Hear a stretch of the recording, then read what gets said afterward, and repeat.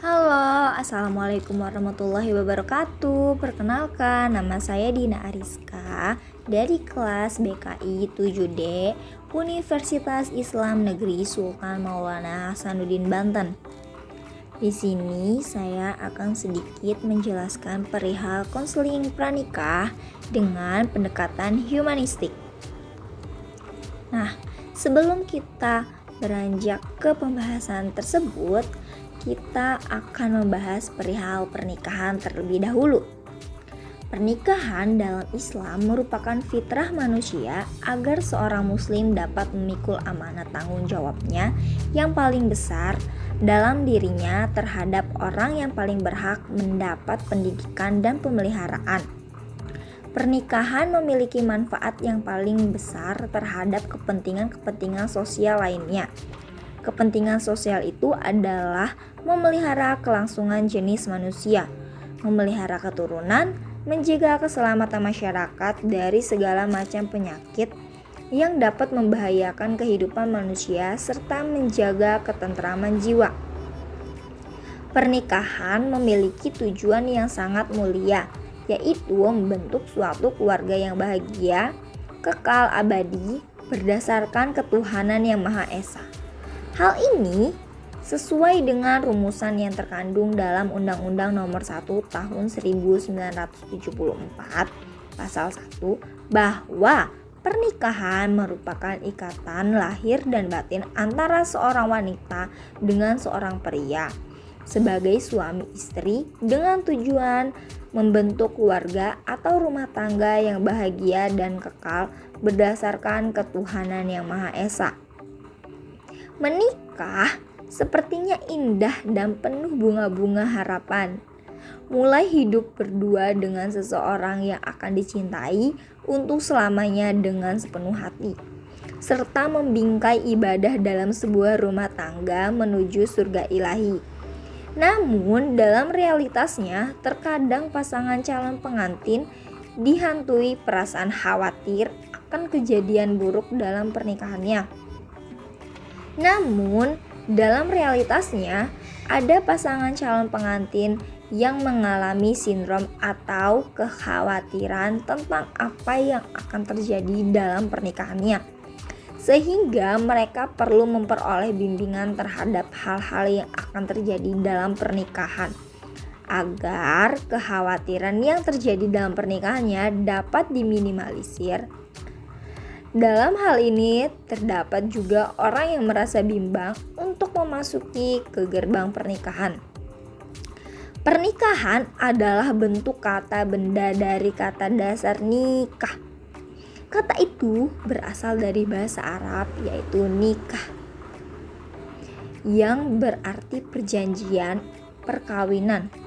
Berikutnya, kata itu berasal dari kata lain dalam bahasa Arab yaitu nikah, yang berarti persetubuhan. Secara sosial, kata pernikahan digunakan dalam berbagai upacara perkawinan. Nikah merupakan asas hidup yang paling utama dalam pergaulan atau embrio bangunan masyarakat yang sempurna. Pernikahan itu bukan saja merupakan satu jalan yang amat mulia untuk mengatur kehidupan rumah tangga dan keturunan, tetapi juga dapat dipandang sebagai satu jalan menuju pintu perkenalan antara suatu kaum dengan kaum yang lain. Dan perkenalan itu akan menjadi jalan interelasi antar satu kaum dengan kaum yang lainnya. Di samping adanya dampak dari pernikahan tersebut, terdapat beberapa aspek dalam pernikahan sebagaimana menurut Rahmat Hakim tahun 2000 halaman 17 sampai dengan 18. A. Aspek personal. Pertama, penyaluran kebutuhan biologis. Sebagai suatu sunatullah, manusia selalu hidup berpasangan akibat adanya daya tarik nafsu syahwat di antara dua jenis kelamin yang berlainan hidup bersama dan berpasangan tidaklah harus selalu dihubungkan dengan masalah seks. walaupun faktor ini merupakan faktor yang dominan. Kebutuhan manusia dalam bentuk nafsu syahwat memang telah menjadi fitrah manusia dan makhluk hidup lainnya. Oleh karena itu, perlu disalurkan pada proporsi yang tepat dan sah sesuai derajat kemanusiaan. Kedua, reproduksi generasi. Di antara aspek lain yang ada perkawinan adalah reproduksi generasi. Sebagaimana diketahui bahwa syariat Islam berkaitan dengan perkawinan bukan hanya masalah membuahkan keturunan, melainkan menjaga keturunan yang merupakan amanah dari Sang Pencipta. Perkawinan merupakan sebagian dari tujuan syariat Islam, yakni memelihara keturunan dengan cara memelihara agama, akal, jiwa, dan harta kekayaan. B. Aspek ritual. Pernikahan merupakan suatu ibadah dan berarti pelaksanaan perintah syariat Islam merupakan refleksi ketaatan makhluk kepada Kholiknya. C. Aspek moral. Aspek moral, perbuatan terdiri atas dua jenis, yakni moralitas yang baik dan moralitas yang buruk.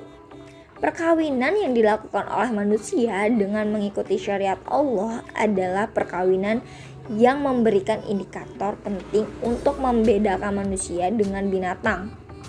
Itulah sebabnya perkawinan yang diatur menurut syariat Islam adalah perkawinan yang benar-benar dimaksudkan untuk membentuk moralitas mulia manusia dan membebaskan manusia dari moralitas hewani.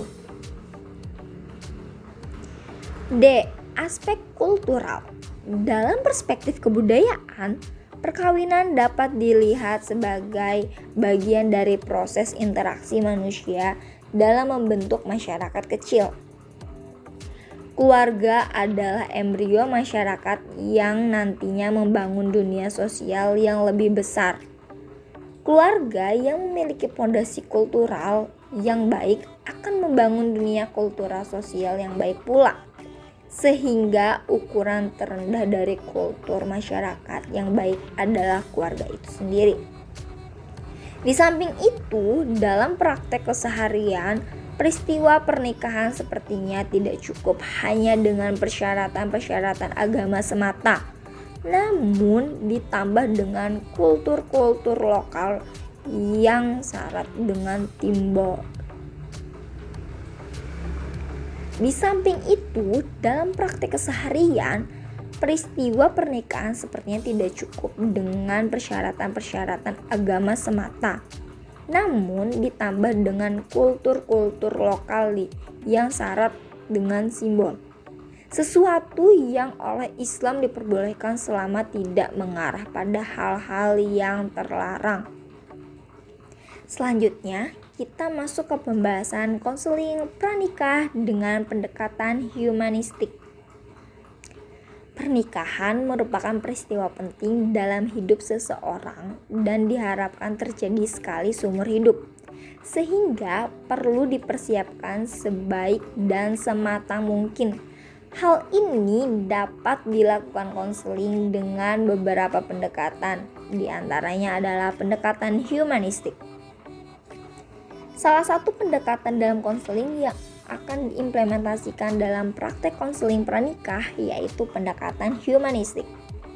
Berbeda dengan pendekatan lain yang pada umumnya berorientasi pada pentingnya diagnosis dan interpretasi yang mendalam terhadap individu yang bermasalah, Carl Rogers memperkenalkan suatu pendekatan dalam konseling pada klien.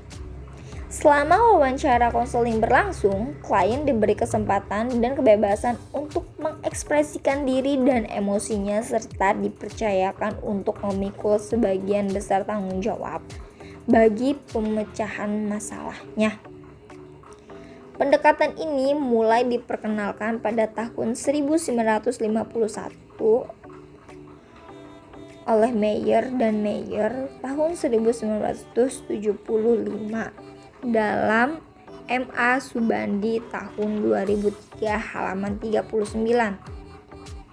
Sebagaimana diketahui bahwa bimbingan pernikahan termasuk dalam bimbingan keluarga yang merupakan upaya pemberian bantuan kepada individu sebagai pemimpin atau anggota keluarga agar mereka mampu menciptakan keluarga yang utuh dan harmonis, memberdayakan diri secara reproduktif, dapat menciptakan dan menyesuaikan diri dengan norma keluarga, serta berperan atau berpartisipasi aktif dalam mencapai kehidupan keluarga yang bahagia. Menurut Nurisan tahun 2009 halaman 17. Nurisan tahun 2000 halaman 17 menyatakan bahwa bimbingan keluarga juga membantu individu yang akan berkeluarga memahami tugas dan tanggung jawab sebagai anggota keluarga sehingga individu siap menghadapi kehidupan keluarga. Bimbingan keluarga juga membantu anggota keluarga dengan berbagai strategi dan teknik berkeluarga yang sukses, harmonis, dan bahagia. Pernikahan merupakan awal terbentuknya keluarga, karena di dalamnya akan ada ayah, ibu, dan anak.